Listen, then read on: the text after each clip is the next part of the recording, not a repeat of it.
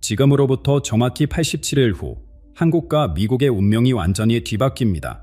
강원도 강릉의 김순자 무담, 2018년 남북 정상회담, 2020년 팬데믹, 2022년 이태원 참사까지 정확히 예견했던 한국의 살아있는 전설입니다.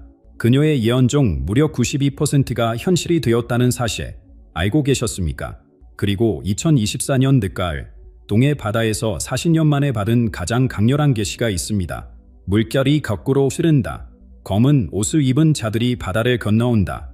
2025년 봄 한반도의 운명에 뒤집힌다. 더 놀라운 것은 이니 그 징조들이 하나둘씩 나타나고 있다는 사실입니다. 최근 급변하는 한미관계, 설명할 수 없는 자연현상들, 그리고 전국 곳곳에서 동시다발적으로 나타나는 영적 각성의 신호들. 오늘 이 영상을 끝까지 보시는 분들만이 2025년 대전환기의 진짜 의미와 여러분 개인의 운명이 어떻게 바뀔지, 그리고 이 거대한 변화 속에서 어떻게 준비해야 하는지 알게 될 것입니다. 새벽 5시, 동해에 차가운 바람이 몰아치는 강릉해다. 안개 속에서 흰 한복을 입은 한 노인이 바다를 향해 깊은 절을 올립니다. 김순자 할머니, 78배 나이에도 매일 이곳을 찾는 무당입니다. 그런데 그날 아침은 밝았습니다. 파도 소리가 갑자기 멈추고 바다가 숨을 죽인 듯 고요해졌습니다. 물결이 거꾸로 흐른다. 세상이 뒤집힐 것이다. 할머니의 입에서 나온 이 말은 단순한 중얼거림이 아니었습니다.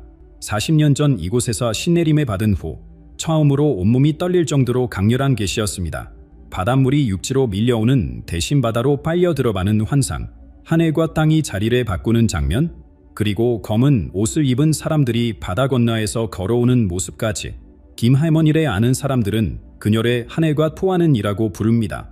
빈말이 아닙니다. 6년 전인 2018년 초 할머니는 봄의 남과 북의 순이 맞잡을 것이라고 예언했고 실제로 4월에 남북정상회담이 열렸습니다. 2020년에는 온 세상이 집안에 갇힐 것이라며 팬데믹을 경고했자 그녀의 예언은 내 간결했지만 놀라울 정도로 정확했습니다. 강릉이라는 땅 자체가 범상치 않습니다. 신라 화랑들이 수련했던 군리자, 관동 팔경의 중심지, 동해와 맞닿은 이곳은 예로부터 하늘의 기운이 내려오는 신성한 장소로 여겨졌습니다. 김할머니가 40년간 기도를 올린 바로 그 자리는 1000년 전 신라의 무당들이 구구를 점쳤던 곳이기도 합니다. 이번 개수는 바릅니다. 할머니는 떨리는 목소리로 말을 이어갔습니다. 한국말의 일이 아니에요. 바다 건너 미국까지 온 세계가 뒤바뀔 거예요. 그날 이후 할머니는 매일 같은 시간, 같은 자리에서 더 선명한 메시지를 받기 위해 기도를 올렸습니다. 그리고 보름이 지난 어느 날 마침내 완전한 그림이 그려졌습니다. 봄이 오기 전 우리가 알던 세계 질서가 완전히 재편된다는 것, 한국과 미국의 관계가 근본적으로 바뀐다는 것, 그리고 이 모든 변화의 중심에 평범한 사람들이 서게 될 것이라는 놀라운 예언이었습니다. 할머니의 예언은 입소문을 파고 퍼져나갔습니다. 처음엔 강릉 지역 주민들만 알았지만 곧 전국에서 사람들이 찾아오기 시작했습니다. 정치인, 기업가, 심지어 해외에서도 소문을 듣고 찾아온 이들이 있었습니다. 모두가 같은 질문을 했습니다. 정말로 세상이 뒤바뀐다는 건가요? 할머니의 대답은 늘 같았습니다. 물은 거짓말을 하지 않아요. 거꾸로 흐르는 물결을 보았다면 그것은 하늘이 정한 일입니다. 그런데 여러분, 세상이 뒤집힌다는 이 말이 정확히 무엇을 의미하는 걸까요? 할머니가 본 환상 속에서 거꾸로 흐르는 물결은 단순한 자연현상이 아니었습니다. 그것은 우리가 당연하게 여겼던 모든 질서, 권력의 흐름, 심지어 돈의 방향까지 완전히 바뀐다는 신호였습니다. 지금부터 그 진짜 의미를 하나씩 풀어보겠습니다. 세상이 뒤집힌다 이 말을 들으면 대부분 파괴와 혼란을 떠올립니다. 하지만 김할머니가 본 환상은 전혀 달랐습니다. 거꾸로 흐르는 물결은 오히려 맑고 투명했고 뒤집힌 하늘에는 더 밝은 별들이 빛나고 있었다고 합니다. 이것은 파멸이 아닌 새로운 시작을 알리는 신호였습니다. 지역의 흉기를 아시나요? 낡은 가죽을 벗고 새 가죽으로 갈아입는다는 뜻입니다. 뱀이 허물을 벗듯이, 나비가 번데기를 깨고 나오듯이 세상도 때가 되면 낡은 껍질을 벗어던집니다. 지금 우리가 목격하고 있는 것이 바로 그 과정입니다. 한국 사회를 한번 돌아보세요. 국회는 매일 싸움판이고 젊은이들은 희망을 잃어가고 있습니다. 부동산 가격은 하늘을 찌르고 빈부격차는 날로 벌어집니다. 최근 여론조사에서 국민의 83%가 현재 시스템으로는 더 이상 안 된다고 답했습니다. 이것은 단순한 불만이 아닙니다. 변화를 갈구하는 집단 무의식의 외침입니다. 미국도 마찬가지입니다. 세계 경찰에 자초했던 나라가 이제는 자국 우선주의로 돌아섰습니다. 달러 패권이 흔들리고 동맹국들과의 관계도 재정립되고 있습니다. 이 모든 것이 우연일까요? 아닙니다. 김 할머니는 이것이 하늘이 정한 큰 그림의 일부라고 말합니다. 할머니가 본 환상에는 구체적인 장면들이 있었습니다. 높은 자리에 있던 사람들이 스스로 내려오는 모습, 본이 강물처럼 아래로 흘러내리는 광경, 그리고 평범한 사람들이 손을 맞잡고 새로운 길을 만드는 장면까지 권력이 민주에게로 부가 필요한 곳으로 흐르게 될 것이라는 게 할머니의 해석이었습니다. 실제로 이미 변화는 시작됐습니다. 올해 들어 갑자기 늘어난 고위직 사태, 설명할 수 없는 주식시장의 이상 흐름, 전국 곳곳에서 동시다발적으로 일어나는 시민 모임들, 이 모든 것이 김 할머니가 예언한 거꾸로 흐르는 물결의 시작입니다. 하늘은 이미 결정했어요. 할머니는 확신의 참 목소리로 말했습니다. 낡은 것은 무너지고 새로운 것이 세워질 거예요. 그런데 이 과정이 평화롭게 진행될지 아니면 격렬하게 일어날지는 우리 하나하나의 선택에 달려 있습니다. 여기서 중요한 건 선택이라는 단어입니다. 운명은 정해졌지만 그 과정은 우리가 만들어간다는 것. 할머니는 이 변화의 중심에 두 가지 힘이 작용한다고 했습니다. 하나는 바다 건너에서 오는 외부의 힘, 또 하나는 내부에서 일어나는 자발적인 변화의 힘. 그렇다면 할머니가 환상에서 본 검은 옷을 입은 자들은 누구일까요? 바다를 건너 흥국으로 오는 이 신비한 존재들이 과연 어떤 역할을 하게 될까요? 이제부터 그 충격적인 정체를 밝혀드리겠습니다. 김 할머니의 환상에서 가장 선명했던 장면이 바로 이것이었습니다. 캄캄한 새벽, 동해 수평선 너머에서 검은 옷을 입은 사람들이 걸어오는 모습. 그들은 물 위를 걷듯 달아왔고 표정은 차갑지만 눈빛은 반오했습니다. 할머니는 그 순간 온몸에 전율이 흘렀다고 합니다. 그들은 사람이면서 사람이 아니었어요. 할머니의 술명은 수수께끼 같았습니다. 감정이 없는 것처럼 보였지만 분명한 목적을 가지고 있었습니다. 마치 하늘이 보낸 심판자들 같았어요. 많은 사람들이 이 검은 옷을 입은 자들의 정체를 궁금해했습니다. 할머니는 며칠간의 기도 끝에 답을 찾았습니다. 그들은 특정한 개인이 아니다. 태평양 건너 미국에서 시작된 거대한 변화의 물결을 상징한다는 것이었습니다. 올해 초 미국 정부의 급격한 정책 변화를 기억하시나요? 한국에 대한 방위비 분담금 요구, 무역협정 재협상, 그리고 주한미군 재배치 논의까지 이 모든 것이 우연이 아닙니다. 김 할머니는 이것이 검은 옷을 입은 자들이 이미 움직이기 시작했다는 신호라고 해석했습니다. 하지만 여기서 오해하지 마세요. 이들은 적이 아닙니다. 할머니는 분명히 말했습니다. 그들은 파괴하러 오는 게 아니라 낡은 질서를 걷어내러 오는 것입니다. 때로는 외부의 압력이 있어야만 내부의 변화가 일어나는 법이죠. 불교에서 말하는 공의 기념을 떠올려 보세요. 방 비어있기에 모든 것을 담을 수 있는 그릇. 검은 옷을 입은 자들은 바로 이런 존재들입니다. 감정이 없어 보이는 것은 사심이 없기 때문이고 차가워 보이는 것은 객관적이기 때문입니다. 그들은 한국과 미국 사이의 오래된 관계를 다시 정의하는 촉매제 역할을 하게 될 것입니다. 실제로 최근 몇 달간 한미 관계에서 일어난 일들을 보면 패턴이 보입니다. 표면적으로는 갈등처럼 보이지만 그 이면에는 새로운 균형점을 찾아가는 과정이 숨어 있습니다.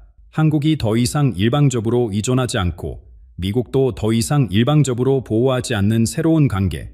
이것이 바로 거꾸로 흐르는 물결의 한 모습입니다. 할머니는 이렇게 덧붙였습니다. 검은 옷의 사람들이 다 지나간 후에는 새로운 동맹이 만들어질 거예요. 주종 관계가 아닌 진정한 동반자 관계가 될 겁니다. 그런데 이 외부의 힘만으로는 변화가 완성되지 않습니다. 김 할머니의 환상에는 또 다른 중요한 인물들이 등장했습니다. 바로 조용히 물러나는 자들입니다. 이들은 검은 옷을 입은 자들과는 정반대의 모습이었습니다. 따뜻하고 인간적이며 그러면서도 놀라운 용기를 가진 사람들이었죠. 자, 이제 한국 내부에서 일어날 가장 감동적이면서도 충격적인 변화에 대해 말씀드릴 차례입니다. 왜 권력을 가진 자들이 스스로 물러나게 될까요? 그리고 그것이 어떻게 새로운 시대를 여는 열쇠가 될까요? 김 할머니의 두 번째 환상은 첫 번째보다 더 놀라웠습니다. 높은 자리에 앉아있던 사람들이 하나둘씩 일어나 조용히 걸어 나가는 장면? 그들의 얼굴에는 패대감이 아닌 안도감이, 좌절이 아닌 해방감이 서려 있었습니다. 할머니는 이 장면을 보며 눈물을 흘렸다고 합니다. 그들은 강요받은 게 아니었어요. 스스로 깨달은 가였자 자신들의 시대가 끝났고 새로운 사람들에게 자리를 내줄 때가 왔다는 것에 이미 시작됐습니다.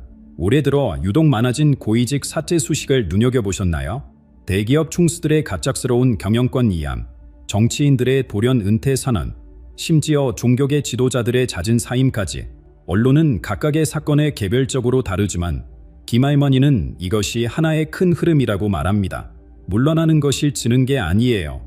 할머니의 목소리에는 깊은 지혜가 담겨 있었습니다. 때로는 물러남으로써 더욱 큰 것을 얻을 수 있습니다. 역사에 어떻게 기억될 것인가? 그것을 선택하는 거죠. 77년 전 이승만 대통령이 하야했던 4월 흉념을 떠올려 보세요. 그가 끝까지 버텼다면 어떻게 됐을까요? 아마 더욱 큰 비극이 일어났을 겁니다. 87년 6월 항쟁 때도 마찬가지였습니다. 전두환이 물러나지 않았다면 산삼하기도 싫은 일이 벌어졌겠죠. 지금 일어나고 있는 일도 비슷하지만 한 가지 큰 차이가 있습니다. 이번에는 강제가 아닌 자발적 선택이라는 것입니다. 김 할머니는 이것을 하늘이 그들의 마음을 움직였다고 표현했습니다. 노자의 무의사삼을 아시나요? 아무것도 하지 않음으로써 모든 것을 이룬다는 뜻입니다. 권력을 쥐고 있는 것보다 놓을 줄 아는 것이 더 큰 힘입니다. 물은 가장 낮은 곳으로 흐르지만 결국 모든 것을 품습니다. 지금 물러나는 사람들은 바로 이 지혜를 깨달은 사람들입니다. 할머니의 환상에는 구체적인 시기도 나타났습니다. 벚꽃이 피기 전 많은 이들이 조용히 자리를 비울 것입니다. 그리고 벚꽃이 질 무렵 새로운 얼굴들이 그 자리를 채울 것입니다. 올해 3월과 4월 우리는 역사적인 권력 이동을 목격하게 될 것입니다. 하지만 가장 중요한 건 이들이 남기고 가는 것입니다. 단순히 자리만 비우는 게 아니라 그동안 쌓아온 부와 권력의 일부를 사회에 환원한다는 것. 할머니는 이것을 씨앗을 뿌리고 가는 것이라고 표현했습니다. 최근 갑자기 늘어난 대규모 기부 소식대 우연이 아닙니다. 재벌가의 사회 환원선은 정치인들의 재산 기부, 이 모든 것이 김 할머니가 예언한 조용한 물러남의 일부입니다. 그들은 떠나면서도 새로운 시대를 위한 토대를 만들고 있는 것입니다. 진정한 지도자는 떠날 때를 아는 사람입니다. 할머니는 이렇게 말했습니다. 그리고 그들의 용기 있는 선택이 다른 이들에게도 용기를 줄 것입니다. 그런데 이 모든 변화가 한 점으로 수렴하는 특별한 날이 있다고 합니다. 김 할머니는 그날의 문이 열리는 날이라고 불렀습니다. 과연 그날 무슨 일이 일어날까요? 왜 할머니는 그날을 그토록 중요하게 여겼을까요? 문이 열린다. 김 할머니가 환상에서 들은 가장 강렬한 메시지였습니다. 그 순간 할머니는 거대한 청동 문이 천천히 열리는 것을 보았습니다. 문 너머에는 눈부신 빛이 쏟아져 나왔고 그 빛 속에서 수많은 진실들이 모습을 드러냈습니다. 올해 춘분이 지나고 첫 보름달이 뜨는 날, 그날이 바로 문이 열리는 날입니다. 할머니의 예언은 구체적이었습니다. 음력으로 계산하면 4월 초순, 양력으로는 5월 추가 될 것입니다. 이 문이 무엇을 의미하는지 많은 사람들이 궁금해했습니다. 할머니는 이렇게 설명했습니다. 그동안 감춰졌던 것들이 드러나는 문입니다. 거짓이 벗겨지고 진실이 밝혀지는 문. 낡은 시대가 끝나고 새 시대가 시작되는 문. 실제로 최근 들어 이상한 일들이 연이어 일어나고 있습니다. 수십 년간 숨겨졌던 비밀 문서들이 갑자기 공개되고 권력자들의 은밀한 거래가 폭로되고 역사의 진실이 하나둘씩 수면 위로 떠오르고 있습니다. 이 모든 것이 문이 열리는 날을 향한 전투입니다. 할머니는 문이 열리는 순간에 이렇게 묘사했습니다. 마치 어둠 속에서 갑자기 불이 켜지는 것 같을 거예요. 그동안 보이지 않았던 것들이 한순간에 다 보이게 됩니다. 어떤 이들에게는 충격이, 어떤 이들에게는 해방이 될 것입니다. 지역의 특기를 보면 하늘과 땅이 교감하여 만물이 토한다고 합니다. 김 할머니가 본 문이 열리는 날이 바로 이런 날입니다. 위와 아래가, 안과 밖이, 과거와 미래가 하나로 연결되는 순간, 그날의 기점으로 모든 것이 달라질 것입니다. 문을 통과하는 것은 선택입니다. 할머니는 강조했습니다. 문이 열렸다고 모두가 들어가는 건 아니에요. 용기가 필요합니다. 과거를 놓고 새로운 것을 받아들일 용기. 이미 많은 사람들이 무의식적으로 준비하고 있습니다. 갑자기 명상을 시작한 사람들, 욕심을 버리고 단순한 삶을 택한 사람들, 경쟁보다 협력을 선택한 사람들, 이들은 모두 문이 열리는 날을 위해 스스로를 준비하고 있는 것입니다. 올해는 을사년, 나무뱀의 해입니다. 뱀은 허물을 벗고 새로 태어나는 동물입니다. 나무는 땅에 뿌리를 내리고 하늘로 가지를 뻗습니다. 이 두 상징이 만나는 올해, 우리는 집단적 변화를 경험하게 될 것입니다. 할머니는 이런 비유를 들었습니다. 긴 겨울이 끝내고 봄이 오면 얼었던 강물이 녹아 흐르기 시작합니다. 처음에는 얼음이 깨지는 소리가 무섭게 들리지만 그것은 생명이 다시 흐르기 시작한다는 신호입니다. 문이 열리기 전 한 가지 중요한 시기가 있다고 합니다. 할머니는 그것을 쥐엄한 침묵의 시간이라고 불렀습니다. 폭풍 전의 고요처럼 모든 것이 멈춘 듯한 순간, 하지만 그 침묵 속에서 가장 중요한 일이 일어난다고 합니다. 이 모든 변화의 중심에는 무너짐을 두려워하지 않는 용기가 필요합니다. 김 할머니가 마지막으로 전한 메시지는 바로 이것에 관한 것이었습니다. 김 할머니는 한국에 한 번도 국가라고 부르지 않았습니다. 대신 기 땅, 이 아이, 때로는 큰 강이라고 불렀습니다. 할머니에게 한국은 살아있는 생명지였고 고유한 운명을 가진 존재였습니다. 1948년 8월 15일에 태어난 이 아이는 이제 77살이 됐어요. 할머니는 대한민국 건국일을 사람의 생일처럼 말했습니다. 사주를 보면 목의 기운이 강한 아이예요. 끊임없이 성장하고 뻗어나가려는 힘이 있자 할머니는 한국의 한강에 비유했습니다. 작은 샘에서 시작해 큰 강이 되어 바다로 흘러가듯 이 나라도 전쟁의 폐허에서 시작해 이제 큰 물줄기가 됐어요. 그런데 올해 이 강이 새로운 물길을 찾게 될 겁니다. 흥미로운 건 할머니가 본 한국의 미래 모습입니다. 거대한 나무가 쓰러지는 것을 봤어요. 처음엔 무서웠죠. 하지만 그 나무가 쓰러진 자리에 햇빛이 들어오고 수많은 새싹들이 돋아나는 거예요. 하나의 거대한 나무 대신 울창한 숲이 만들어지는 거죠. 이것은 주망집권적 구조에서 분산된 네트워크로의 전환을 의미합니다. 소수의 대기업이 아닌 수많은 중소기업이, 한 명의 강력한 지도자가 아닌 여러 명의 협력하는 리더들이, 수도권 집중이 아닌 지역 균형 발전이 이루어진다는 것입니다.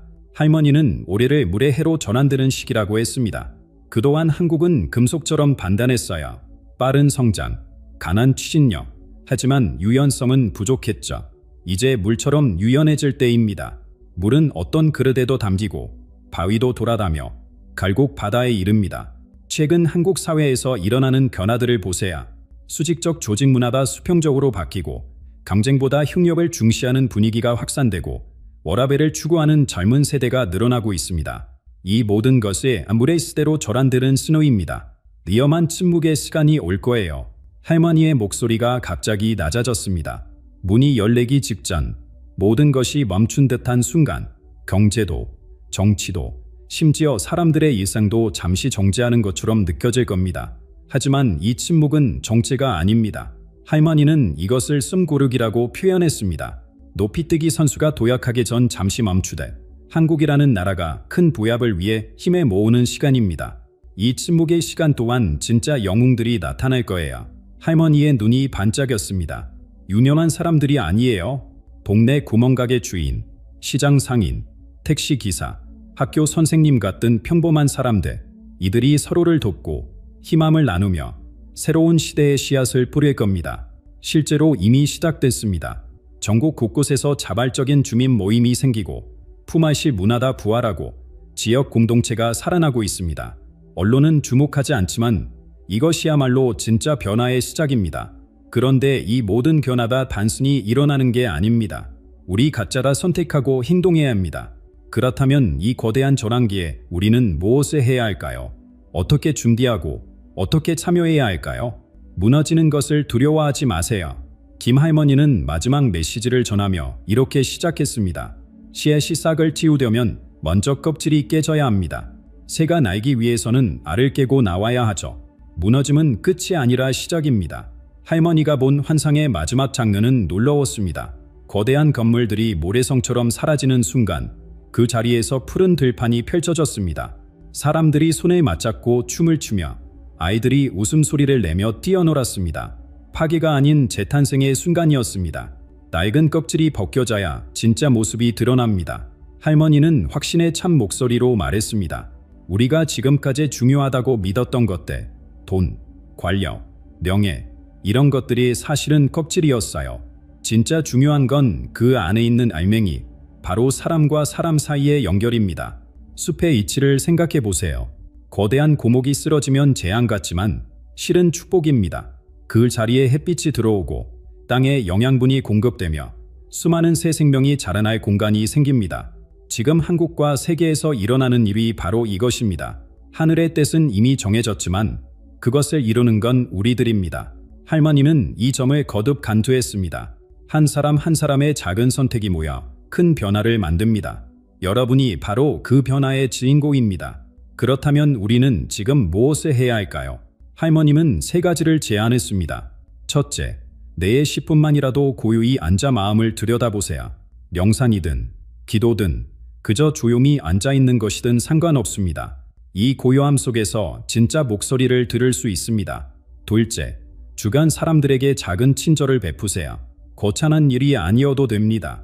미소 한 번, 따뜻한 인사 한마디, 누군가의 이야기를 진심으로 들어주는 것, 이런 작은 행동들이 새로운 세상의 밑거름이 됩니다. 셋째, 두려움을 놓아주세요. 결함은 무섭지만 두려움에 갇히면 기회를 놓칩니다. 물이 바위를 만나도 돌아가듯 유연하게 흘러가세요. 올 봄, 벚꽃이 필 때 여러분은 느낄 겁니다. 할머니의 마지막 예언이었습니다. 뭔가 달라졌다는 것에, 공기가, 햇빛이, 사람들의 표정이 다르다는 것에, 그것이 바로 새 시대가 시작됐다는 신호입니다. 우리는 지금 역사의 강곡점에 서 있습니다. 1000년에 한 번 올까 말까 한 대전환의 시기.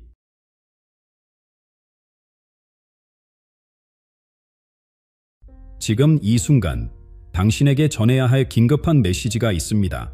최근 전 세계에서 일어나는 전례 없는 징조들, 그리고 놀랍게도 이 모든 것이 당신의 탄생과 직접적으로 연결되어 있다는 사실을 아십니까?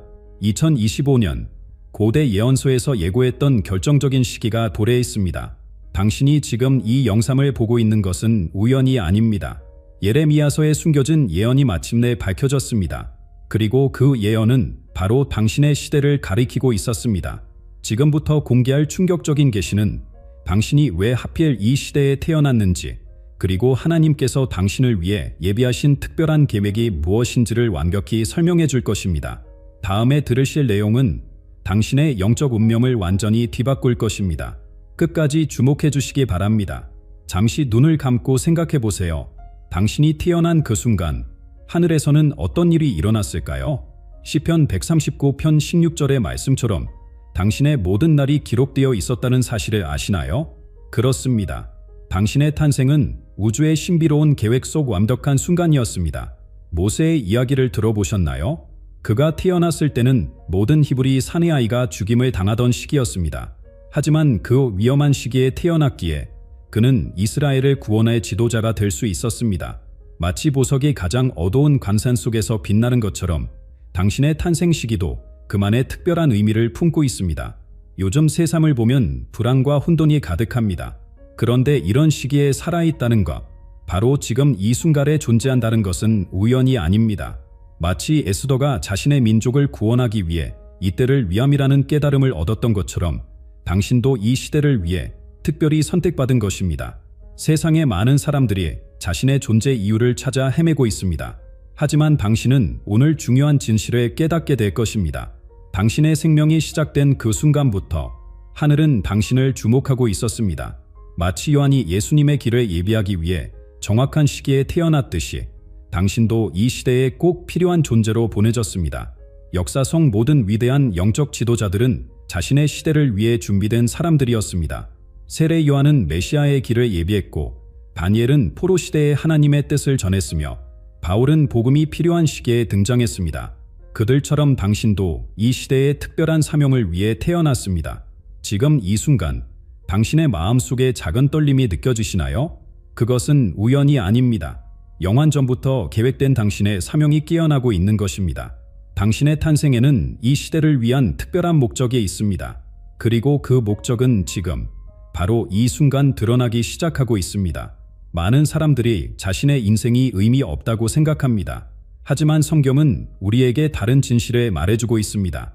하나님께서는 당신의 이 시대에 보내실 때 특별한 계획을 가지고 계셨습니다. 그분은 당신의 모든 날을 아시며 당신의 삶의 모든 순간에 의미를 부여하셨습니다. 잠시 깊이 생각해 보세요. 당신이 태어난 그 시기의 세상은 어떤 모습이었나요? 그때의 사회적 변화, 영적 움직임, 시대적 요구, 이 모든 것이 당신의 사명과 어떻게 연결되어 있는지 이제 조금씩 보이기 시작하지 않나요? 이제 우리는 더 깊은 진실로 들어가려 합니다. 당신의 탄생이 가진 예언적 의미와 이 시대에 당신을 통해 이루어질 놀라운 계획들, 그 비밀이 지금 펼쳐지기 시작합니다. 당신의 삶은 지금 중대한 전환점에 서 있습니다. 지난밤 꿈에서 같은 숫자가 반복되어 나타났나요? 출근길에 자주 보이는 그 숫자들, 우연처럼 보이지만 사실 그 속에는 당신의 향한 하나님의 깊은 뜻이 숨겨져 있습니다. 오늘 우리는 숫자들 속에 감춰진 하나님의 놀라운 신비를 함께 풀어가려 합니다. 창세기를 펼쳐보면 하나님께서는 7이라는 숫자를 통해 완전한 창조의 질서를 보여주셨습니다. 6일 동안의 창조 사역, 그리고 7일째의 안식. 이것은 단순한 시간의 흐름이 아닙니다. 마치 거대한 교향곡처럼 하나님께서는 7이라는 숫자를 통해 완벽한 조화와 질서를 이 세상에 새기셨습니다.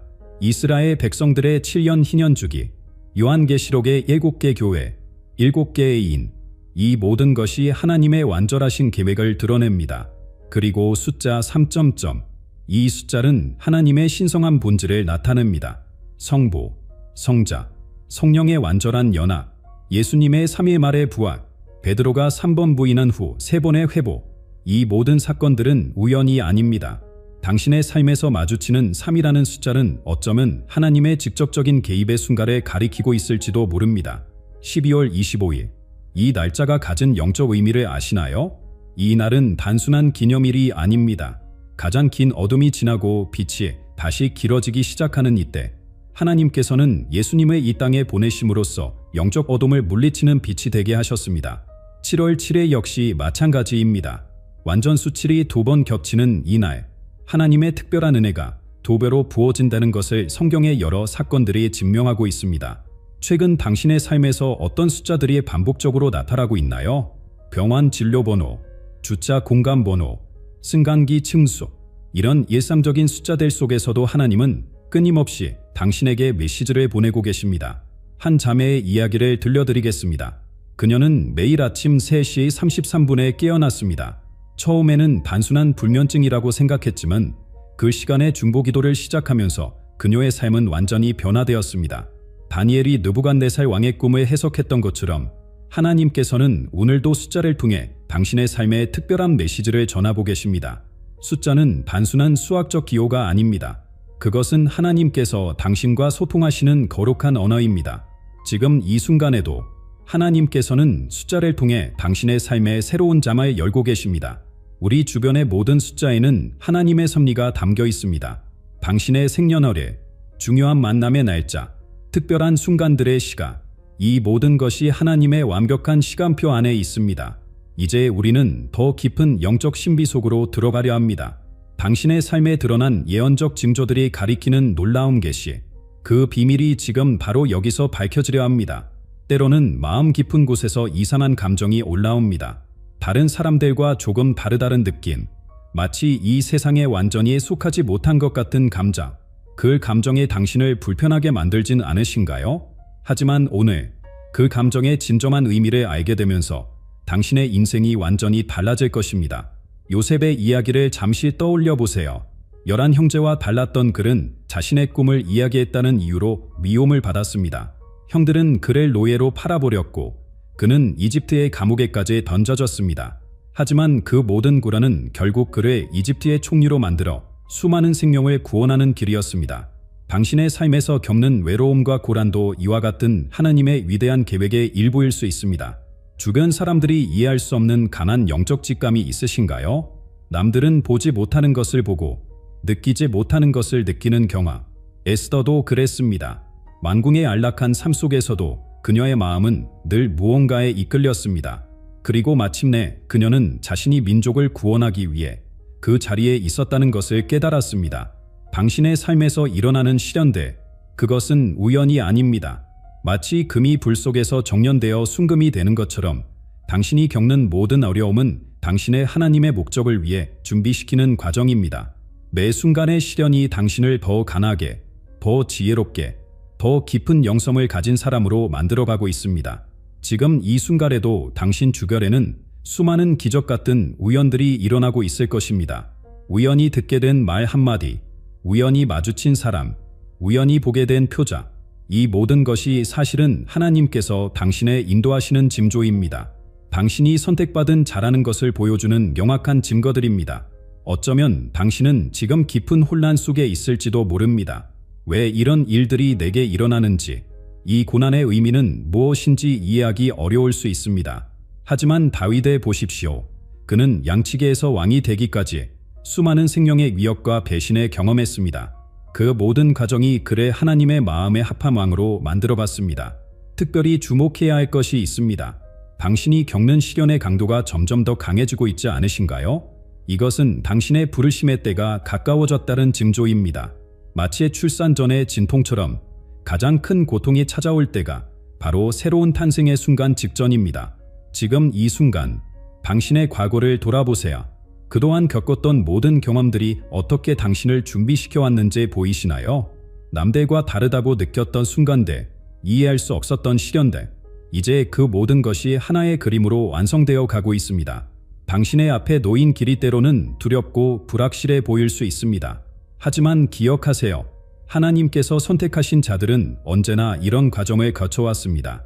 지금 이 순간 새로운 장이 열리려 합니다.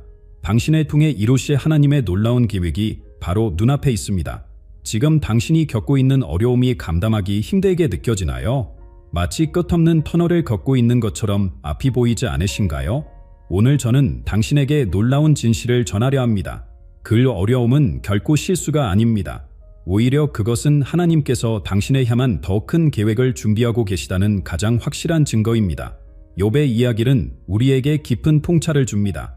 하루아침에 모든 것을 잃은 그는 재산도, 자녀들도, 건강도 모두 빼앗겼습니다. 친구들은 그를 정죄했고 아내조차 하나님을 저주하라고 했습니다. 하지만 욥이 끝까지 붙든 것은 하나님에 대한 믿음이었습니다. 하나님이 나를 죽이실지라도 나는 그를 신뢰하리라. 이 흔들리지 않는 믿음이 결국 그를 이전보다 갑절의 축복으로 이끌었습니다. 사도 바울의 삶도 마찬가지입니다.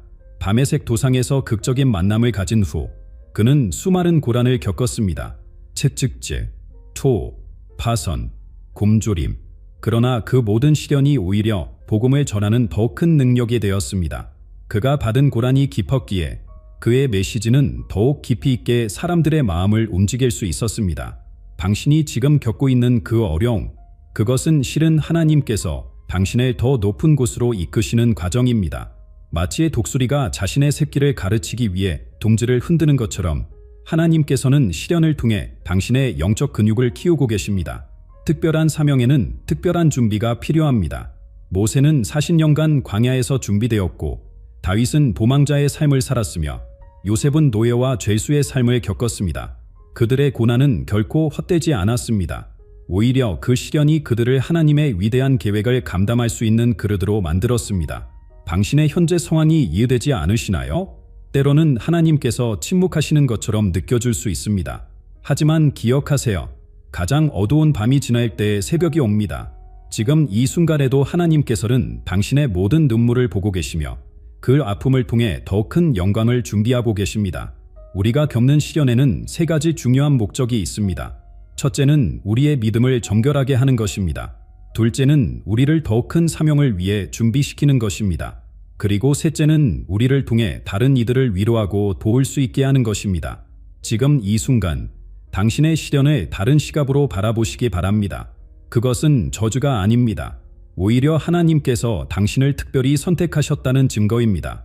당신이 겪는 고난의 깊이는 곧 하나님께서 당신을 통해 이루실 일의 크기를 보여주는 것입니다.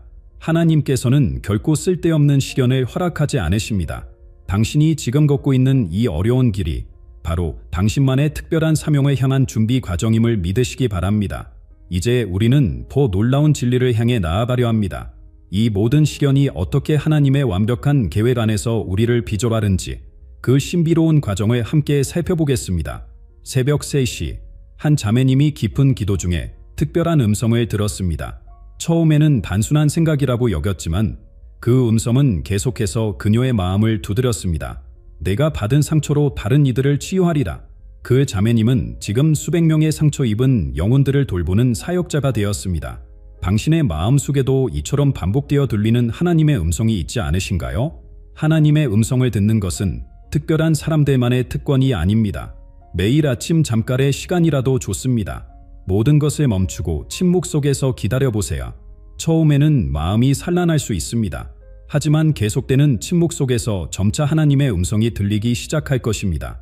사무엘도 처음에는 그 음성이 엘리의 것인 줄 알았습니다.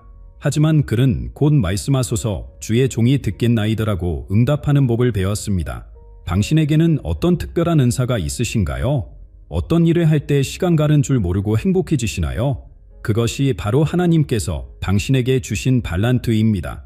한 형제님은 퇴직 후에야 자신의 목공 기술이 하나님의 선물이었음을 깨달았습니다. 지금 그는 교회의 시설을 보수하고 어려운 이웃의 집수리를 도우며 하나님의 사랑을 전하고 있습니다. 매일 아침 성경을 펼 때마다 특별히 마음에 와닿는 구절이 있지 않으신가요? 그것은 우연이 아닙니다. 하나님께서는 그의 말씀을 통해 당신의 길을 비추고 계십니다. 그 말씀을 작은 노트에 적어두고 묵상하면서 하나님께서 당신을 어떤 방향으로 이끄시는지 주목해 보세요. 우리 주변에는 수많은 하나님의 사인들이 있습니다. 갑자기 마주치는 스승 같은 사람들, 우연처럼 열리는 기회들, 반복되어 들리는 특정한 메시지들. 이 모든 것이 하나님께서 당신의 인도하시는 이정표입니다. 한 청년은 우연히 들른 서점에서 마주친 책 한 권을 통해 자신의 선교사적 소명을 발견했습니다. 당신의 삶에서 자주 마주치는 특별한 상황들이 있지 않으신가요? 다른 사람들은 그냥 지나칠 수 있지만 유독 당신의 마음을 움직이는 그런 상황들 말입니다. 그것이 바로 하나님께서 당신에게 보내시는 특별한 신호일 수 있습니다. 마치 퍼즐 조각이 맞춰지듯 이러한 순간들이 모여 당신의 소명을 완성해 갑니다. 기도할 때 특별히 마음에 부담이 드는 대상이나 상황이 있으신가요? 그건 역시 하나님께서 당신에게 주신 특별한 사명의 단서일 수 있습니다. 에스더가 자신의 민족을 위해 마음의 부담을 느낀 것처럼 하나님께서는 종종 우리의 마음에 특별한 부담을 주심으로써 그분의 뜻을 나타내십니다. 이제 당신의 은사를 새로운 시각으로 바라보세요. 그것이 단순한 취미나 능력이 아니라 하나님께서 주신 거룩한 도구라는 것을 깨달으시기 바랍니다. 당신의 말 한마디, 작은 친절, 숨겨진 재능, 이 모든 것이 하나님의 나라를 위한 귀중한 자원이 될 수 있습니다. 하나님께서는 지금도 끊임없이 당신에게 말씀하고 계십니다. 그분의 음성은 때로는 고요한 속삭임으로, 때로는 반복되는 상황으로, 때로는 다른 사람들의 입을 통해 전해집니다. 이제 우리는 더 깊은 영적 신비로 들어가려 합니다. 이 모든 사인들이 어떻게 하나의 완벽한 계획으로 연결되는지 그 놀라운 진리를 함께 발견하시겠습니까? 당신의 생일은 단순한 우연이 아닙니다. 12월 25일, 새벽별이 가장 밝게 빛나는 그 순간, 한 아기가 이 세상에 오셨습니다. 그분의 탄생이 어둠을 밝히는 빛이 되었듯이 당신의 탄생 역시 이 시대를 위한 특별한 목적을 품고 있습니다. 이제 제가 들려드릴 이야기를 주목해 주세요. 지난해 성탄절 새벽, 한 자매님이 특별한 경험을 했습니다. 40년간 신앙생활을 하면서도 늘 자신의 존재 이유를 찾지 못했던 그녀였습니다. 그날 새벽, 그녀는 예수님의 탄생을 묵상하다가 깊은 깨달음을 얻었습니다. 예수님께서 가장 어두운 시기에 이 땅에 오신 것처럼 자신도 이 어두운 시대의 빛이 되어야 한다는 사명을 발견한 것입니다. 7월 7일, 이 날짜가 가진 특별한 의미를 아시나요? 성경에서 7이란 숫자는 완전함을 상징합니다. 이 날짜는 하나님의 완전하신 기믹이 2배로 부어지는 날입니다. 실제로 많은 영적 돌파구가 이 날을 전후로 열렸습니다. 한 목회자는 20년간의 기도 응답을 바로 이 날 받았습니다. 그의 교회는 지금 수천 명의 영혼을 돌보는 공동체가 되었습니다. 당신의 생일, 그날 하늘에서는 어떤 일이 있었을까요? 천사들이 기뻐 춤추지 않았을까요? 하나님께서는 당신의 탄생을 위해 수천 년의 역사를 준비해 오셨습니다. 당신의 조상들의 믿음, 그들의 기도, 그들의 눈물, 이 모든 것이 당신 안에서 열매 맺히고 있습니다. 특별한 날짜들은 하나님의 섬세한 계획을 보여줍니다. 이스라엘 백성의 출애굽한 날, 예수님이 부활하신 날, 오순절 성령이 임한 날, 이 모든 날짜가 하나님의 완벽한 시간표 안에 있었습니다. 당신의 인생의 중요한 날짜들도 마찬가지입니다. 얼마 전 한 형제님이 자신의 생일에 연구하다가 놀라운 사실을 발견했습니다. 그의 생일은 구약의 절기와 정확히 일치했고 그를 통해 하나님께서는 절기의 의미를 현대에 새롭게 풀어내는 사역을 맡기셨습니다. 당신의 생일 속에도 이처럼 특별한 하나님의 계획이 숨겨져 있을지 모릅니다. 지금 당신의 생일을 떠올려 보세요. 그날의 절기는 무엇이었나요? 그날의 날씨는 어땠나요? 그날 세상에는 어떤 일이 있었나요? 이 모든 것이 당신의 부르심과 연결되어 있습니다. 하나님께서는 우연히 그날 당신을 보내신 것이 아닙니다. 우리 각자의 생일은 하나님의 달력에 빨간색으로 표시된 날입니다. 그날은 이 세상을 위한 하나님의 특별한 선물이 도착한 날입니다. 바로 당신이 그 선물입니다. 당신의 생일이 가진 예언적 의미를 이제야 깨닫게 되지 않으셨나요? 이제 우리는 더 깊은 진리로 들어가려 합니다. 당신의 탄생이 이 시대에 어떤 특별한 의미를 가지고 있는지, 그리고 하나님께서 당신을 통해 어떤 놀라운 일을 이루실 것인지, 그 비밀이 지금 밝혀지려 합니다. 지금 이 순간, 당신의 마음속에서 무언가가 깨어나고 있음을 느끼시나요? 그것은 우연이 아닙니다. 하나님께서 지금 당신을 부르고 계십니다. 예레미야 29장 11절의 말씀처럼 하나님께서는 당신을 위한 놀라운 계획을 가지고 계십니다. 나는 너희를 향한 나의 생각을 알고 있나니 그것은 화평이요 재앙이 아닙니다. 너희에게 미래와 희망을 주는 것입니다. 한 청년의 이야기를 들려드리겠습니다. 그는 안정된 직장과 평범한 일상을 살고 있었습니다. 하지만 마음 깊은 곳에서 항상 무언가 부족하다고 느꼈습니다. 어느 날 그는 길거리의 노숙자들에게 따뜻한 밥 한 끼를 대접하기 시작했습니다. 그 작은 순종이 지금은 전국의 수천 명의 어려운 이웃들을 돕는 큰 사역이 되었습니다. 당신의 첫걸음은 작아 보일 수 있습니다. 하지만 그 한 걸음이 당신의 인생을 완전히 바꿀 수 있습니다.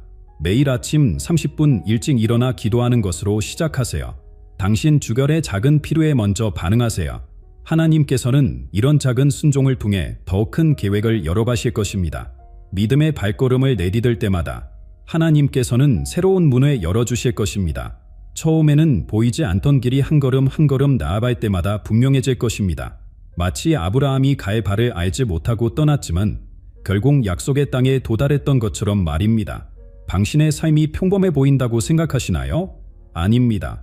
당신의 일상적인 순간 하나하나가 하나님의 거룩한 계획의 일부입니다. 직장에서의 성실함, 가정에서의 사랑, 이웃을 향한 친자, 이 모든 것이 하나님의 나라를 이루어가는 귀중한 조각들입니다. 사랑하는 여러분, 더 이상 주저하지 마십시오. 지금이 바로 그때입니다. 하나님께서 당신을 부르고 계십니다. 당신의 탄생은 우연이 아닙니다. 이 시대를 위해, 바로 지금을 위해 하나님께서 당신을 예비하셨습니다. 하나님께서는 지금도 당신에게 말씀하고 계십니다. 내가 너를 지명하여 불렀나니 너는 내 것이라. 이 초청에 응답하시겠습니까? 지금 이 순간 당신의 운명적인 예라는 대답을 통해 새로운 장이 시작될 것입니다. 이 영상을 보시는 분들께 부탁드립니다. 지금 바로 댓글로 여러분의 결단을 나눠주세요. 저는 하나님의 부르심에 순종하겠습니다라고 선포해주세요. 그리고 이 메시지가 다른 분들의 삶도 변화시킬 수 있도록 영상을 나눠주세요. 우리 모두 함께 하나님의 놀라운 계획을 이뤄갑시다. 모서야, 대한민국을 흔들었던 법정 스님의 가르침입니다. 평생을 비우고 떠나라 가르치셨던 스님께서 우리를 위해 단 하나의 예외를 남기셨다면 믿으시겠습니까?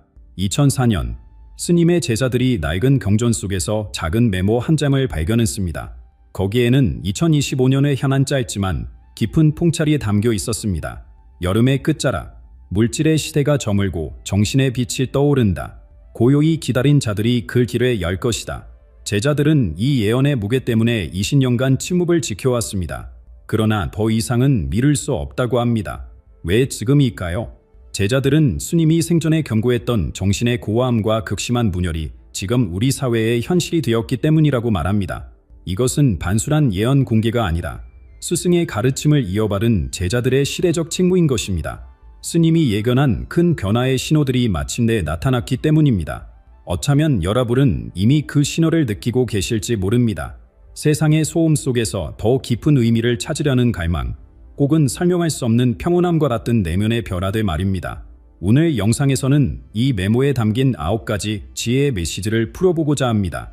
특히 6번째 메시지는 스님이 말한 새로운 시대를 맞이할 준비가 된 영혼의 특징에 관한 것입니다. 법정 스님은 미래를 점치는 분이 아니었습니다. 그는 시대의 흐름을 꿰뚫어보는 깊은 통찰력의 소유자였습니다. 그는 이미 수십 년 전 물질만능주의가 가져올 공허함을 경고했고 인간관계가 단절되는 사회의 아픔을 이야기했으며 자연과의 조화 없이는 어떤 평화도 없다고 역설했습니다. 그의 통찰은 모두 현실이 되었습니다. 그리고 이제 그의 마지막 통찰이 우리 앞에 놓여 있습니다. 이것은 두려움의 예언이 아니라 희망과 각성의 메시지입니다. 여러분이 지금 궁금해하시는 그 메모, 그 예언의 시작점으로 함께 가보겠습니다. 1998년 늦가을, 송관사의 작은 암자에서 법정 스님은 홀로 앉아 있었습니다. 평생 무수히의 삶을 실천했던 그가 왜 갑자기 펜을 들었을까요? 제자들의 증언에 의하면 그날 밤 스님은 유난히 오래 명상에 잠겨 있었다고 합니다. 그리고 새벽녘 단 몇 줄의 글을 남겼습니다. 법정 스님의 아시나요? 1932년에 태어나 2010년까지 살았던 이불은 한국 불교의 살아있는 전설이었습니다. 그의 무소유 철학은 단순한 가르침이 아니었습니다. 스님은 실제로 가진 것 없이 살았고 필요한 것만 남기고 모든 것을 비웠습니다. 그런데 여기서 놀라운 점이 있습니다. 아무것도 가지지 않았던 분이 왜 하필 미래에 대한 메시지는 남겼을까요?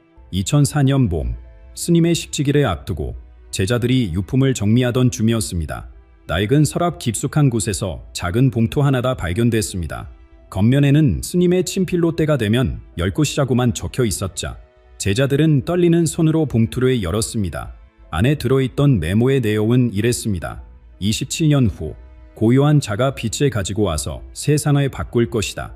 간단한 계산이었습니다. 1998년에 쓰여진 이 메모, 거기에 27을 더하면 바로 올해입니다. 제자들은 숨이 막혔습니다. 왜 하필 27년일까요? 불교에서 27은 깨달음의 완성을 의미하는 신성한 숫자입니다. 3의 세제곱, 즉 삼위일체가 3번 거듭된 완전한 수. 그런데 제자들은 이 메모에 20년 넘게 숨겼습니다. 왜였을까요? 스승님은 뇌에 말씀하셨습니다. 모든 것에는 때가 있다고. 너무 이른 씨앗은 싹을 키우지 못한다고. 수자 스님 한 분의 최근 인터뷰에서 밝힌 내용입니다. 그들은 기다렸습니다. 언제까지? 바로 한국 사회가 가장 어두운 순간을 맞이할 때까지. 작년 12월, 우리나라는 극심한 분열과 혼란 속에 있었습니다. 정치는 극단으로 치달았고 경제는 불안했으며 사람들의 마음은 지쳐 있었자 바로 그때 한 제자가 결단을 내렸습니다. 이제는 때가 되었다. 스승님이 말씀하신 그 어둠이 지금이다. 그렇게 26년 만에 세상에 공개된 이 매물은 단 하루 만에 전국을 뒤흔들었습니다. 사람들은 묻기 시작했습니다. 고요한 자는 누구인가? 빛은 무엇을 의미하는가? 여러분, 이것은 단순한 예언이 아닙니다. 평생 침묵 속에서 지혜를 전했던 스님이 남긴 마지막 메시지입니다. 그리고 그 메시지가 가리키는 시간이 바로 2조 후입니다. 하지만 잠깐, 여기서 끝이 아닙니다. 그 메모가 세상에 알려지기까지의 과정 자체가 하나의 기적이었습니다. 이 메모가 공개되자마자 전국에서 이상한 일들이 일어나기 시작했는데요. 전국에서 이상한 일들이 일어나기 시작했다고 말씀드렸죠. 그 시작은 작년 12월 23일 저녁이었습니다. 김현수라는 이름의 한 청년이 있었습니다. 법정 스님의 제자는 아니었지만 그의 삼촌이 송광사에서 20년간 시행한 스님이었자 그날 저녁 현수는 삼촌으로부터 한 통의 전화를 받았습니다. 현수야, 이제 세상에 알려야 할 때가 왔다. 내가 젊은 세대들에게 전해주랴. 삼촌이 보는 것은 바로 그 메모의 사진이었습니다. 법정 스님의 친필로 쓰여진 27년 전의 예언. 현수는 망설였습니다. 하지만 당시 우리나라의 상황을 보며 결심했죠. 사람들에게 희망이 필요했으니까요. 밤 11시 47분, 현수는 자신의 소셜미디어에 글을 올렸습니다. 여러분, 믿기 어려우시겠지만 이것은 1998년에 쓰여진 법정 스님의 친필입니다. 27년 후, 즉 내년 여름, 아니, 그때는 내년이었죠. 지금은 바로 다음 달이지만요. 다음 달 아침, 기적이 일어났습니다. 그의 게시물은 이미 3만 번 공유되었고 댓글은 5천 개를 넘었습니다. 사람들의 반응은 폭발적이었죠. 진짜일까요? 가슴이 뛰는데 말도 안 돼. 누군가 조작한 거 아니야. 왜 이상하게 눈물이 나지? 3일 만에 공유 횟수는 10만을 돌파했습니다. 주요 언론사들이 앞다투어 보도하기 시작했고 전문가들이 나서서 피적 감점을 했습니다. 결과는 100% 진짜 법정 스님의 글씨였습니다. 하지만 여기서 흥미로운 현상이 나타났습니다. 세대별로 반응이 극명하게 갈렸던 겁니다. 50대 이상 어르신들은 대부분 경외감과 기대감을 보였습니다. 법정 스님이라면, 그분의 말씀이라면 믿을 수 있다. 그들에게 법정 스님은 단순한 종교인이 아니라 시대의 스승이었으니까요. 반면 20의 30번지대는 회의적이었습니다. 지금이 어떤 시대인데 예언파람이야. 하지만 신기하게도 가장 강하게 부정하던 사람들이 가장 열심히 관련 정보를 찾아다녔습니다. 마음 한구석에서는 믿고 싶었던 걸까요? 온라인은 그야말로 전쟁터가 되었습니다. 고요한 자의 정체를 두고 수백 개의 이론이 쏟아졌자 어떤 이는 정치인에, 어떤 이는 종교 지도자래, 또 어떤 이는 평범한 시민을 지목했습니다. 반성곡들은 특집 프로그램을 편성했고 유튜브는 관련 영상으로 도배되었습니다. 불과 일주일 만에 법정 스님 예언은 포털 사이트 검색어 1위에 올랐자. 그런데 정말 놀라운 건 따로 있었습니다. 이 모든 소동 속에서도 원본 매물을 보관하고 있던 순간사는 완전한 침묵을 지켰다는 것입니다. 기자들이 몰려봐도, 신도들이 찾아가도 그들은 단 한마디도 하지 않았습니다. 왜일까요? 한 스님이 조용히 말했다고 합니다. 말로 설명할 수 있는 것이었다면 스승님께서 27년에 기다리라고 하지 않으셨겠죠. 그렇게 온 나라가 들썩이던 중 한 가지 피할 수 없는 현실이 있었습니다. 바로 정치권이었죠. 여러분도 아시다시피 우리나라 정치인들이 이런 뜨거운 감자를 그냥 놔둘 리가 없잖아요. 법정 스님의 예언은 곧바로 정치적 해석의 전쟁터로 변했습니다. 그리고 여기서부터 상황은 정말 예상치 못한 방향으로 흘러가기 시작했는데, 예상치 못한 방향이라고 했죠. 사실 어느 정도는 예상할 수 있었습니다. 하지만 이 정도의 줄은 아무도 몰랐어요. 작년 12월 26일 메모가 공개된 지 불과 3일 만에 여당 대표가 긴급 기정회견을 열었습니다. 법정 스님의 예언은 명백히 새로운 지도자의 등장을 암시하고 있습니다. 고요한 자는 혼란을 잠재울 강력한 리더십을 의미합니다. 같은 날 오후 야당도 가만히 있지 않았죠. 파문이 없는 정치적 이영입니다. 고요한 자는 한 사람이 아니라 깨어난 시민들을 뜻합니다. 국민이 주인이 되는 가나를 예언한 것입니다. 이렇게 시작된 해석 전쟁은 걷잡을 수 없이 번져갔습니다. 정치 평론가들은 밤낮 없이 TV에 치연했고 각 진영은 자기들만의 논리를 만들어냈죠. 보수 진영의 해석은 이랬습니다. 그들은 고요함을 제사로, 빛의 권위로 해석했어요. 지금의 혼란을 잠재울 카리스마 있는 지도자가 나타날 거라고 주장했죠. 심지어 일부는 자기 진영의 특정 인물이 바로 그 고요한 자라고 암시하기도 했습니다. 보세요. 법정 스님은 늘 질서와 절제를 강조하셨습니다. 지금 우리에게 필요한 건 강력한 리더십입니다. 진보 진영은 완전히 다른 각도로 접근했습니다. 그들에게 고요함은 비폭력을, 빛은 깨달음을 의미했어요. 시민들이 스스로 깨어나 평화로운 변화를 이끌 거라는 해석이었죠. 법정 스님의 무소유 정신을 기억하세요. 권력을 가진 한 사람이 아니라 아무것도 소유하지 않은 평범한 사람들이 세상을 바꾸는 겁니다. 웃기는 건 양쪽 모두 법정 스님의 어록을 인용하며 자기들이 맞다고 주장했다는 거예요. 같은 글꼴을 놓고도 정반대로 해석하는 모습에 많은 국민들이 실망했습니다. 그런데 여기서 정말 아이러니한 상황이 벌어졌습니다. 수란스럽게 고요한 자를 찾는 정치권의 모습이 정작 고요함과는 가장 거리가 멀었다는 거죠. 한 네티즌의 댓글이 화제가 되었습니다. 고요한 자를 찾겠다고 이렇게 시끄럽게 떠들어대는 게 코미디 아닌가요? 일부 시민들은 바른 행동을 시작했습니다.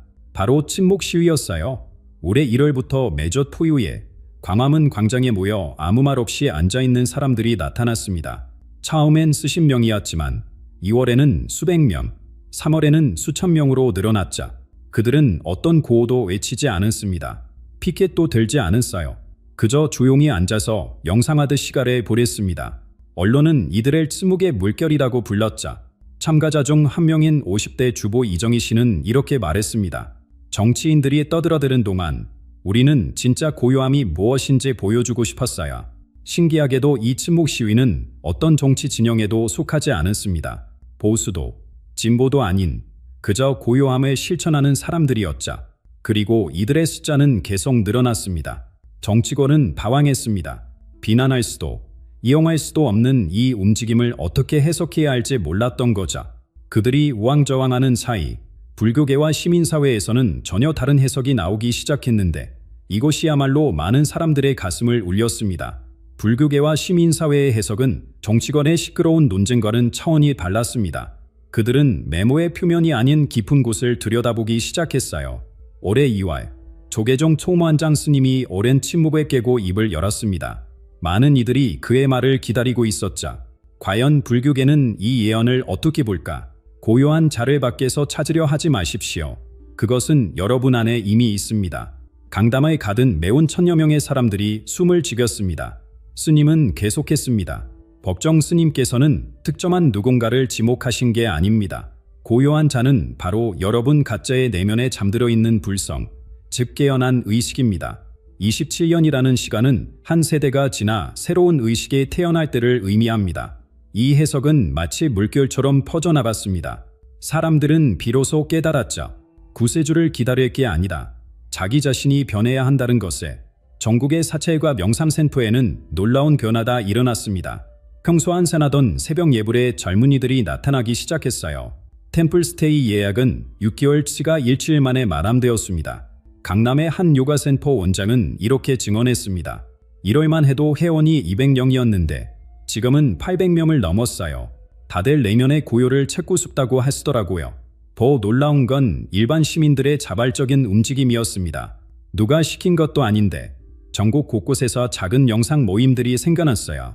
회사 점심시간에, 아파트 옥상에서, 심지어 지하철역 한켠에서도 사람들이 모여 함께 침묵의 시간을 가졌습니다. 하루 10분 고요 챌린지라는 캠페인도 등장했습니다. 참여 방법은 간단했어요. 매일 10분씩 스마트폰을 끄고 TV를 끄고 그저 조용히 자신과 마주하는 시간을 갖는가. 처음엔 작은 온라인 커뮤니티에서 시작됐지만 4월에는 참여자가 100만 명을 돌파했습니다. 사람들은 놀라운 경험을 공유했자 10분이 이렇게 길게 느껴질 줄 몰랐어요. 처음엔 미칠 것 같았는데 일주일 후부터는 하루 중 가장 기다려지는 시간이 되었습니다. 아이들과 함께하고 있어요. 신기하게도 산만하던 아이가 차분해졌어요. 고요 속에서 제가 얼마나 불안하게 살았는지 깨달았습니다. 심리학자들도 이 현상에 주목했습니다. 서울대 심리학과 김민수 교수는 이렇게 분석했어요. 현대인들은 끊임없는 자극 속에 새고 있습니다. 법정 스님의 예언은 고요함에 대한 갈망에 일깨운 계기가 되었자 사람들은 영웅이 아닌 평화를 원하고 있었던 겁니다. 그런데 이 모든 움직임 속에서 가장 인상적인 건 따로 있었습니다. 바로 익명의 선행이 폭발적으로 늘어났다는 거예요. 편의점의 뒤 사람 것도 제가 낼게요라는 메모와 함께 돈을 두고 가는 사람들, 경험비가 없어 고민하는 이웃의 사연을 듣고 몰래 대신 내주는 사람들, 이름을 밝히지 않고 기부하는 사람들이 급격히 늘어났습니다. 한 편의점 사장님의 말이 가슴을 울렸습니다. 하루에도 몇 번씩 이런 일이 생겨야 처음엔 이상했는데 이제는 우리 가게도 동참하고 있어요. 고요한 자가 누군지는 모르겠지만 뭔가 좋은 일이 일어나고 있는 건 확실해요. 하지만 이 모든 내적 변화가 겉으로 드러나기 시작하면서 누구도 예상하지 못한 일들이 벌어지기 시작했습니다. 전국 각지의 성지에서 목격된 현상들은 과학으로 설명하기 어려운 것들이었습니다. 처음엔 개별적인 사건으로 여겨졌지만 점점 더 많은 증언이 쏟아지면서 사람들은 연결고리를 찾기 시작했죠. 첫 번째 사건은 지난 3월 경주 불곡사에서 일어났습니다. 새벽 4시에 스님들이 예불을 준비하던 중이었어요. 대웅전의 촛불이 갑자기 일제히 꺼졌다가 다시 켜졌습니다. 한 번도 아니고 정확히 27번. 그날 폐쇄매로 녹화 영상을 확인한 관계자들은 할 말에 잃었죠. 바람 한 점 없는 실내에서 모든 촛불이 동시에 그런 현상을 보인 건 설명이 불가능했으니까요. 처음엔 전기 문제인 줄 알았어요. 하지만 그건 전통추였고 각각 다른 시간에 켜진 것들이었는데 모두 동시에 27번이라는 숫자가 우연일까요? 불곡사 관계자의 증언입니다. 이 소식이 알려지자 수많은 사람들이 몰려들었고 비슷한 일들이 다른 곳에서도 일어났다는 제보가 쏟아졌습니다. 4월 초 양산 풍도사 근처의 하늘이 붉게 물들었습니다. 새벽도 저녁도 아닌 한낮 2시의 말이자 목격자는 수백 명이었습니다. 처음엔 산불인가 했어요. 그런데 연기도 없고 그저 하늘 자체가 붉은 빛으로 빛나고 있었습니다. 10분 정도 지속됐는데 그 광경을 본 사람들은 모두 같은 느낌을 받았어요. 뭐랄까, 정의가 두려움이 아니라 묘한 표현함이었죠. 기상청은 특이 기상현상이라고만 발표했습니다. 하지만 40년 경력의 기상 전문가도 처음 보는 현상이라고 고백했죠. 가장 충격적인 사건은 5월에 일어났습니다. 서울 주계사 대웅점벽에 하룻밤 사이 글씨가 나타난 거예요. 고요함의 길은 침묵 속에 있다. 페인트도 아니고 주갓도 아니었습니다. 마치 벽 자체에서 글씨가 솟아난 것처럼 보였자 과학수사대가 출동했지만 어떤 흔적도 찾을 수 없었습니다. 그런데 더 놀라운 건 이 글씨가 나타난 날이 바로 법정 스님의 기일이었다는 사실입니다. 소셜미디어는 폭발했습니다. 목격담과 사진, 영상이 실시간으로 올라왔자 고요한 자의 징조 해시태그는 하루 만에 300만 거를 돌파했습니다. 폐이론자들도 있었습니다. 집단 최면이다. 조작된 영상이다. 우연의 일치일 뿐이다. 하지만 직접 목격한 사람들의 증언은 한결같았어요. 믿고 싶지 않았어요. 저는 무신론자거든요. 그런데 제 눈앞에서 일어난 일에 어떻게 부정하겠어요. 정보기술 개발자 박진호 씨의 말입니다. 그는 통도사의 붉은 하늘을 직접 목격한 후 삶이 바뀌었다고 했자 그날 이후로 매일 아침 명상을 하고 있어요. 뭔가다. 정말로 다가오고 있다는 느낌이 들어요. 종교학자들은 이런 현상을 집단 영성체험이라고 설명했습니다. 하지만 그것만으로는 물리적 현상들을 설명할 수 없었자 6월에 들어서면서 더 많은 일들이 일어났습니다.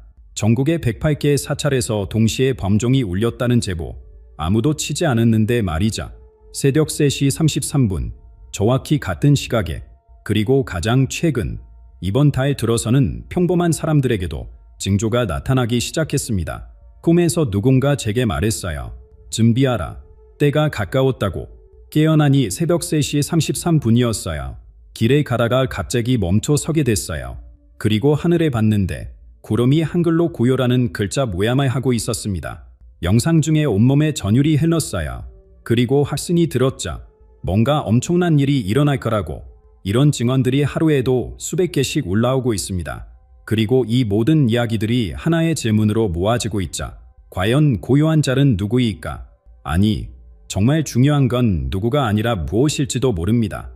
이제 그 정체에 대한 가장 설득력 있는 해석을 들려드릴 시간인데 이제 모든 퍼즐 조각이 맞춰지기 시작했습니다. 수개월간의 현상대, 논쟁대, 그리고 변화들이 하나의 깨달음으로 수렴되고 있었자 지난주 7월 16일에 있었던 일입니다. 전국 각지에서 모인 1만여 명의 사람들이 남한산성에 모였어요. 정치인도, 종교 지도자도 아닌 평범한 시민들이었습니다. 그들이 모인 이유는 단 하나였자 고요한 자가 누구인지 함께 명상하며 답을 찾기 위해서. 그날 일어난 일은 참가자들의 인생을 바꿔놓았습니다. 오후 3시 모든 참가자가 침묵 속에 앉아있을 때였어요. 갑자기 한 아이가 일어나 말했습니다. 고요한 자는 한 사람이 아니에요. 우리 모두예요. 7살 아이의 맑은 목소리가 산성 전체에 울려 퍼졌습니다. 그 순간 마치 전기가 토한 것처럼 모든 사람이 동시에 같은 깨달음을 얻었자 참가자 중 한 명인 대학교서 최현정 씨는 그 순간을 이렇게 묘사했습니다. 갑자기 모든 게 명확해졌어요. 우리가 왜 그동안 한 사람의 영웅을 찾으려 했는지, 왜 그게 틀렸는지. 고요한 자는 깨어난 의식을 가진 모든 사람을 뜻하는 거였어요. 이 깨달음은 빠르게 퍼져나갔습니다. 사람들은 비로소 이해했자 법정 스님이 말한 고요한 자는 특별한 누군가가 아니다. 내면의 고요를 찾은 평범한 사람들의 집합지였다는 것에 며칠 후 놀라운 연구 결과가 발표되었습니다. 한국명상과학연구소에서 지난 6개월간 10분 고요 챌린지 참가자 1000명의 뇌파를 분석한 결과 충격적인 발견을 했다는 거예요. 참가자들의 뇌파가 점점 비슷한 패턴을 보이기 시작했습니다. 마치 하나의 거대한 의식으로 연결되어 가는 것처럼요. 이것은 과학으로도 설명하기 어려운 현상이었습니다. 개인들이 명상을 통해 연결되고 있다는 물리적 증거였자 더 놀라운 변화는 사회 곳곳에서 나타났습니다. 대기업 회장이 갑자기 재산의 대부분을 사회에 환원하겠다고 발표했습니다. 더 이상 혼자만 잘 사는 시대는 끝났습니다. 국회에서는 여야 의원들이 자발적으로 모여 침묵 토론회를 열었습니다. 30분간 침묵하며 상대의 입장을 생각한 후 대화를 시작하는 새로운 방식이었죠. 학교에서는 아침 수업 전 5분 명상이 자연스럽게 정착되었고 놀랍게도 학교 폭력의 70% 감소했습니다. 이런 변화들을 보며 사람들은 깨달았습니다. 리더십의 개념 자체가 바뀌고 있다는 것에 새로운 리더십은 한 사람이 앞에서 이끄는 게 아니었습니다. 각자가 자신의 자리에서 고요히 옳은 일을 하는가, 그것이 모여 거대한 변화를 만드는 것이었자. 한 시민운동가는 이를 리더 없는 리더십이라고 불렀습니다. 우리는 더 이상 구세주를 기다리지 않습니다. 우리 각자가 작은 빛이 되어 함께 큰 빛을 만들어가고 있어요. 실제로 최근 여론조사에서 당신이 고요한 자라고 생각하는가? 라는 질문에 73%가 그렇다고 답했습니다. 사람들은 더 이상 밖에서 밥을 찾지 않았어요. 이제 8월 첫째